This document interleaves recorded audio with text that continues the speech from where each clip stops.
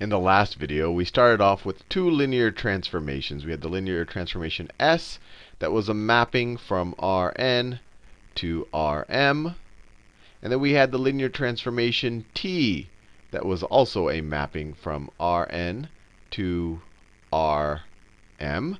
And we defined the idea of the addition of these two transformations. So S plus T, this transformation of x, we defined as being equal to S of x, this vector, plus t of x. And of course, this will be in this input is still from Rn, and then each of these are vectors in Rm. If we add two vectors in Rm to each other, we get another vector in Rm, because Rm is a valid subspace. It's also closed under addition. So this is still a mapping. So S plus T is still a mapping from Rn to Rm. And we also said that, look, every linear transformation we've shown in a previous video can be represented as a matrix. That we could say that S of x is equal to some matrix A times x. And we could also say that T of x is equal to some matrix B times x. And both of these would be m by n matrices.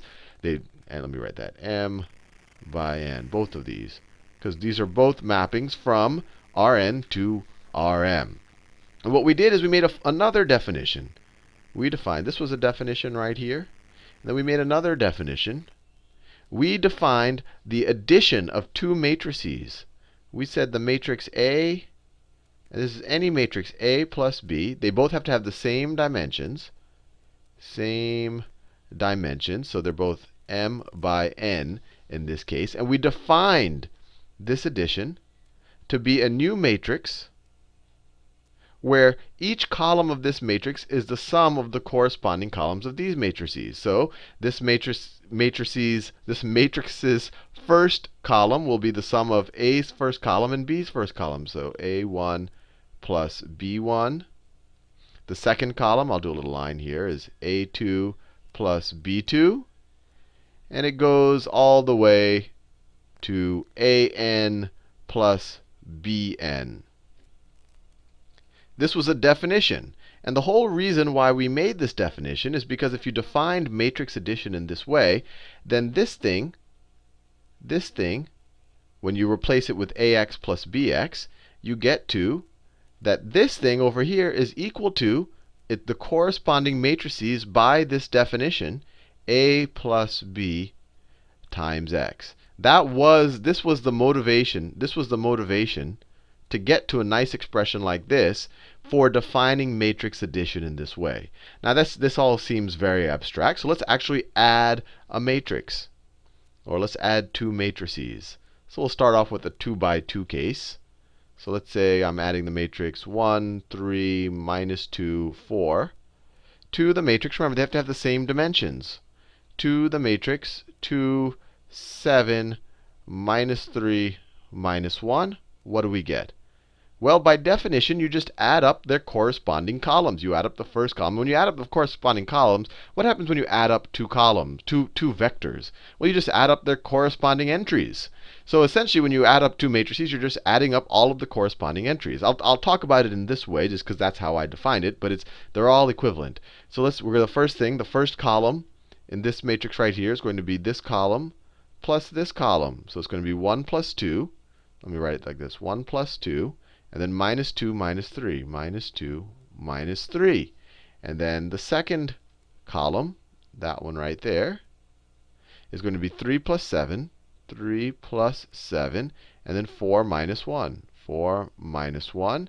And so this will be equal to 3, 10, minus 5, and 3. Just like that. And notice, even though the definition is I'm adding up corresponding columns, but what in effect happened? Well, I'm just adding up the corresponding entries. I added the 1 to the 2, the 3 to the 7, the minus 2 to the minus 3, the 4 to the minus 1. It's that straightforward. Nothing fancier than that. In fact, we could have rewritten this definition. If we say that the vector or the matrix A is equal to, A11, A12 all the way to A1n. And then if you go down, this is A21 all the way to AN1. And then you go all the way down there to ANN. We've seen that before. And then the matrix B, just by the same argument or by a similar definition, is this is B11. That entry is B11. That's B12 all the way to B1n. This is B21, second row, all the way down to Bn. Oh, sorry, this is M. We have M rows, so this is Mn. So this right here is Bm1. This would be Bm2, all the way down to this is Bmn.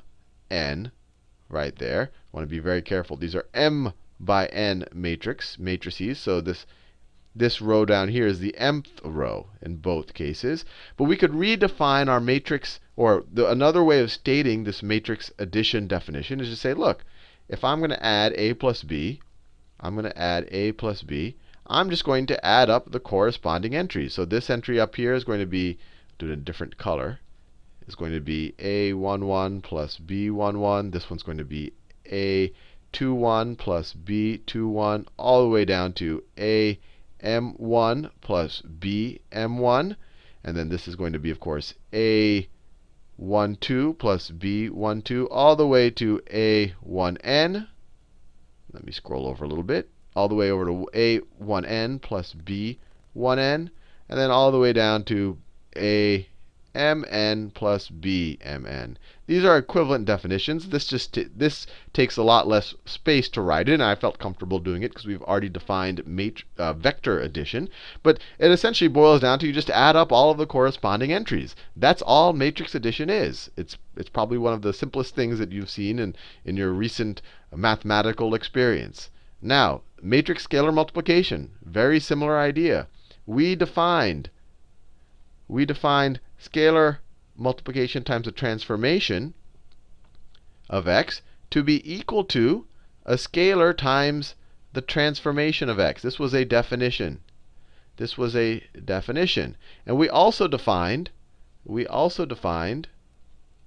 scalar times some matrix A to be equal to the scalar, a new matrix where each of its columns are the scalar times the column vectors of A. So A1, and then the next column is CA2, and then you go all the way to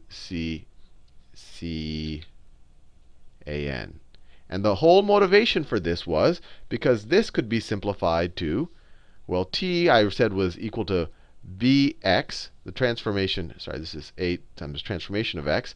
The transformation t of x was equal to, so this we still have our c, so it's going to be c times the matrix B times the vector x. That's what the transformation of x could be written as.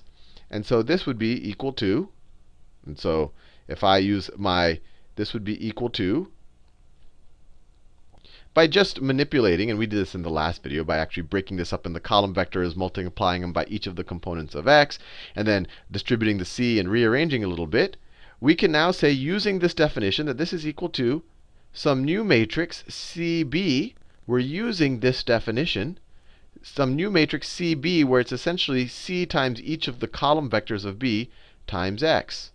This right here was our motivation. We wanted to be able to express this as a product of some new matrix and a vector, because any linear transformation should be expressible in that way. And that's why we made this definition. Now, let's apply it. And I wanted to show you that this is perhaps even simpler than matrix addition. So if we want to multiply the scalar 5 times the matrix, I'll do a 3 by 2 matrix. So 1, minus 1, 2, 3, 7, 0. This will just be equal to, by this definition, I'm just saying, look, I'm multiplying the scalar times each of the column vectors. So it's 5 times 1, 2, 7. But what's that? That's just 5 times each of the entries. So it's 5 times 1, which is 5. 5 times 2, which is 10. 5 times 7, which is 35. Then the next column is going to be 5 times this column right here, which is just 5 times each of its entries. So 5 times minus 1 is minus 5. 5 times 3 is 15. 5 times 0 is 0. It's that simple. You literally, if we go back to this definition, we can define scalar multiplication of a matrix. So we could also define CA as being equal to, if we say this is a representation for A, of the scalar C times each of the entries of A. That's it. So it's C times A11, C times A12, all the way to C times A1n. You go down this way, C times A21, all the way down to C times AM1. And then if you go down the diagonal, it's be C times AMN. You literally just take your scalar and multiply it times every entry in A. And that's all you have to do. So hopefully this clarified things up a little bit, or maybe it was a bit of a review from things you might have learned in high school.